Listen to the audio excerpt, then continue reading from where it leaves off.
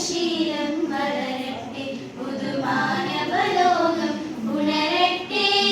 വായന നമ്മിൽ നൂറ്റാണ്ടുകളുടെ ചരിത്രമറിവായി ചൊരിയട്ടെ, ചരിത്രമറിവായി ചൊരിയട്ടെ, ചരിത്രമറിവായി ചൊരിയട്ടെ.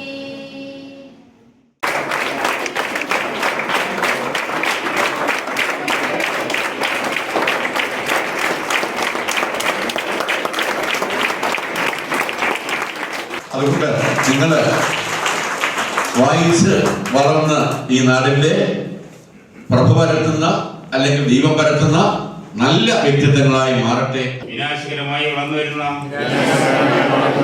അഴിമതിയും അനീതിയും തുടച്ചു നീക്കുവാൻ കഴിയുന്ന വിധം പരിശ്രമിക്കും.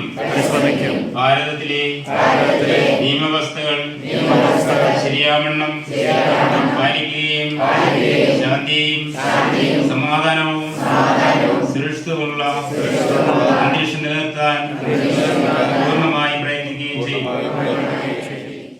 അപ്പം ഞങ്ങൾ ചെയ്യുന്ന വെച്ചാൽ അവസാനമൊക്കെ ആവുന്ന സമയത്ത് കുറച്ചധികം പുസ്തകങ്ങൾ ബാക്കി വരും.